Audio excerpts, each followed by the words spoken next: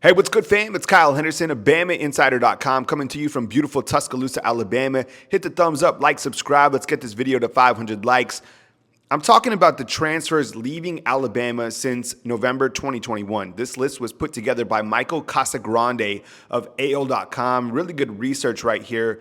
Let's talk about the player that entered the transfer portal and where they ended up. There's going to be a lot of names, so let's get going. And let's start with Marcus Banks. He was a corner that came in, left to Mississippi State.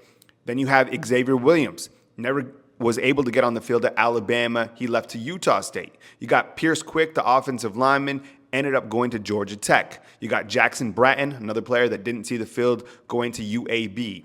Paul Tyson, the quarterback from Birmingham, the legacy quarterback from great Bear Bryant, ended up at Arizona State. Jaleel Billingsley ended up at Texas. Drew Sanders going to Arkansas. And I think when you kind of look at this list, I think Drew Sanders is probably going to be the biggest loss from this group. But again, I want to hear from you inside the comment box. Maybe it's going to be another player that we talk about here in just a second. You got Tommy Brown, offensive lineman, going to Colorado. You have King Makuta, who stuck it out for a while at Alabama, ending up at Arkansas State with Butch Jones. You also have Jalen Moody, who did enter the transfer portal, then took his name out of the transfer portal. You have Shane Lee, the inside linebacker that ironically played a ton during his freshman year, then was never able to get on the field, ended up going to USC. You have Javon Baker, very talented wide receiver. I thought he was going to get on the field, and I think Kentucky picking him up, that should be a good mix for him. But I was kind of surprised that he never got onto the field for Alabama.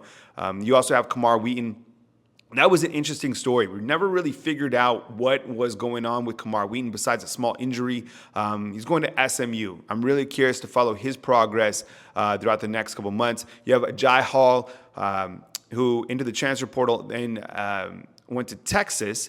But from what I understand, he was didn't even make it on campus at Texas, and he's not on the roster at Texas. I mean, it's almost like Ajay Hall needs his own Netflix series, right? There's so many things going around regarding Ajay Hall. So is he with Texas anymore? I have no idea, but I guess he removed all his stuff from social media. You guys have been following it. So the Ajay Hall saga looks to continue. Cayden Clark entered the transfer portal and is now at Akron. You have Stephon Wynn. Looks like that's going to be determined. And then you have Kane Williams, who just committed to Nebraska, and then you have Dane Shore. It looks like that's going to be determined as well. Again, great work, Michael Casagrande of AL.com, for putting together that list. A lot of names to keep track of in terms of where these players ended up with. I have a question before I go on this video. Which player out of the bunch do you think is going to be missed by Alabama going forward? For me, it's probably going to be Drew Sanders, maybe Javon Baker, Kamar Wheaton. How about you sound off inside the comment box? Hit the thumbs up, like, subscribe. Coming to you from beautiful Tuscaloosa, Alabama. This is Kyle Henderson of BamaInsider.com.